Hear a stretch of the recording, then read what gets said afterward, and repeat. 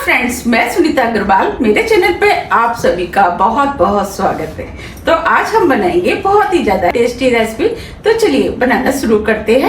आज मैं आपको हरी मिर्च का तीखा चटपटा बिना दूध का अचार बनाना बताती हूँ कैसे बनाया जाता है। ये अचार खाने में बहुत ही ज़्यादा टेस्टी लगता है। अगर आपको खाना खाना है, आपके पास कोई भी सब्जी नहीं है या आपको कोई भी सब्जी अच्छी नहीं लग रही है, तब भी आप इस अचार से 2 की जगह 4 रोटी खा जाएंगे, क्योंकि बनता ही इतना टेस्टी है। आप इसे एक बार बना करके सालों रख के भी खा सकते हैं। तो चलिए देख लेते हैं इसे कैसे बनाया जाता है। अचार बनाने के लिए ये हमने 250 ग्राम पतली और लंबी वाली मिर्चें ली हैं। अब हम इन मिर्चों को काट लेते हैं। काटने के लिए सबसे पहले जो ऊपर वाला डंठल होता है इसे हम निकाल देते हैं। अब इस मिर्च को हम कैंची से लंबा काट लेते हैं।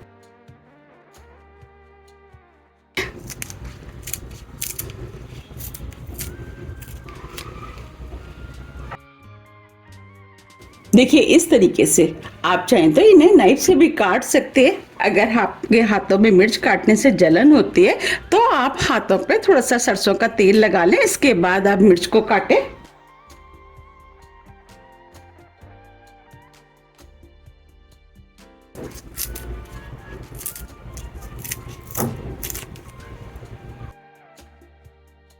ये हमने 3 नींबू लिए, इसका इस्तेमाल हम बाद में करेंगे। अब हम इस तरीके से सभी मिर्चों को काट के तैयार कर लेते हैं। आप चाहें तो मिर्च को इस तरीके से नाइफ से भी काट सकते हैं।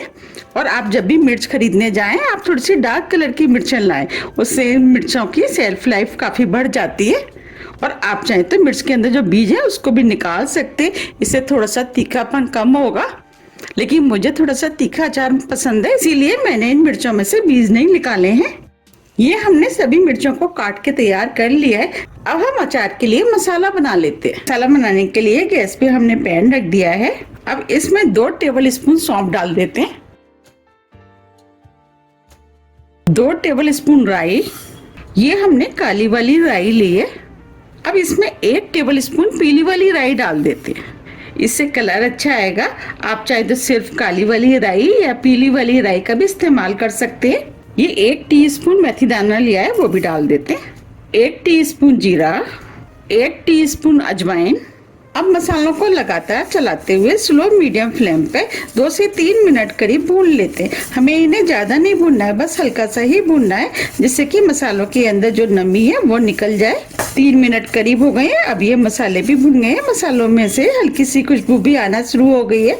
अब फ्लेम को ऑफ कर देते हैं। अब मसालों को ठंडा होने के लिए प्लेट में निकाल लेते हैं।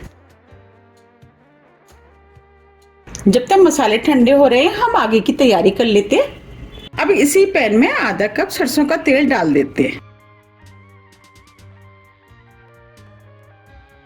अब तेल को भी अच्छे से गर्म होने देते हैं। अब तेल भी अच्छे से गर्म हो गया है, इसके अंदर से धुआं आना शुरू हो गया है। अब फ्लेम को ऑफ कर देते हैं और तेल को ठंडा होने देते हैं। अब ये मसाला भी ठंडा हो गया है। अब इस मसाले को मिक्सी के जार में डाल देते हैं।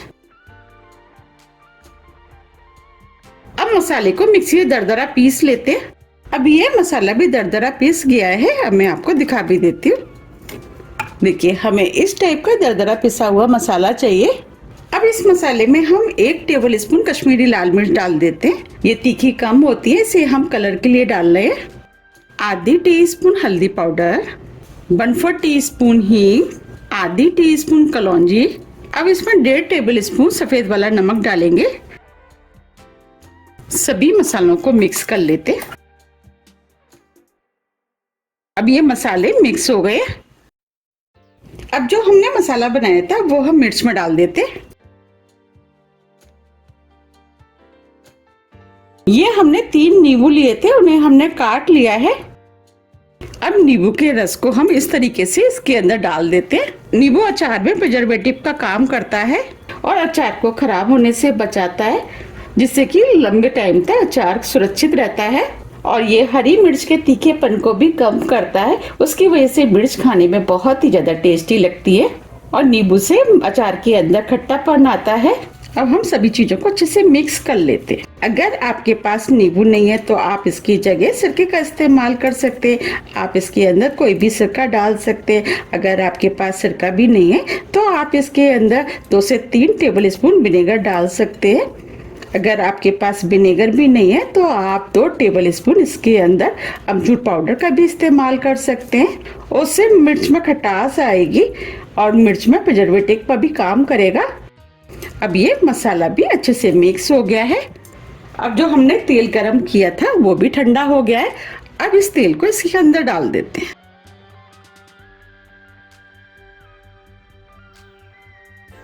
तेल को भी मिक्स कर देते हैं। ये अचार खाने में बहुत ही ज़्यादा टेस्टी लगता है और इसे बनाना भी बहुत आसान है, झटपट बनके तैयार हो जाता है। तो आप भी इस अचार को जरूर ट्राई कीजिएगा। फिर मुझे कमेंट्स बॉक्स में लिख करके जरूर बताइएगा कि आपका अचार कैसा बना। मैंने आपको जिस तरीके से अचार बनाना बताया, अगर आप उस तरीके से इस अचार को बनाएंगे तो आपका अचार भी बहुत ही ज्यादा टेस्टी बनके तैयार होगा। अब ये अचार बनके तैयार हो गया है। आप देख पा रहे हैं कितना बढ़िया अचार बना है।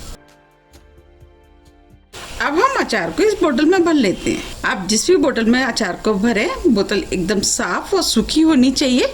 हमने इसे अच्छे से धो करके पहुँच के 1 घंटे के लिए धूप में रख दिया था, जिससे कि ये बोतल अच्छे से सूख जाए।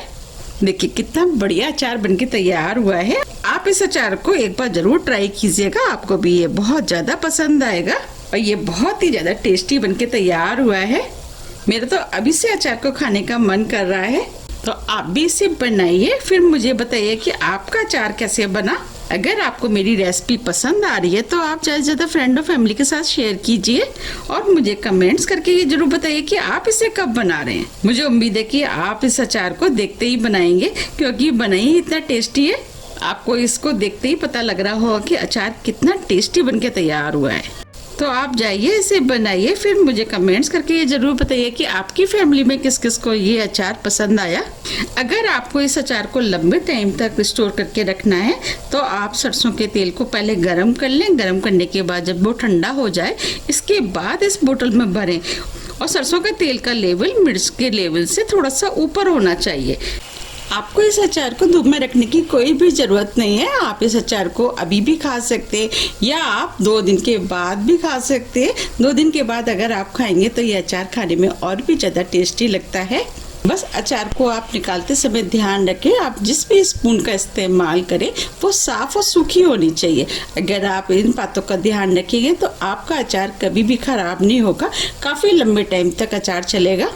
ये हमने सभी अचार को भर लिया है। अब टिश्यू पेपर से इसे हम साइड से पोंछ लेते और इस तरीके से ढक्कन को बंद कर देते। कितना बढ़िया मिर्च का अचार बनके तैयार हुआ है और ये देखने में कितना सुंदर लग रहा है, उससे ज़्यादा ये खाने में टेस्टी लगता है। अगर आपको मेरी रेसिपी थोड़ी भी पसंद आती है तो रेसिपी को लाइक कीजिए, चैनल को सब्सक्राइब कीजिए और ज़्यादा से ज़्यादा शेयर कीजिए। अब हम फिर मिलते हैं इसी तरह की टेस्टी रेसिपी के साथ। जब तक के लिए नमस्कार।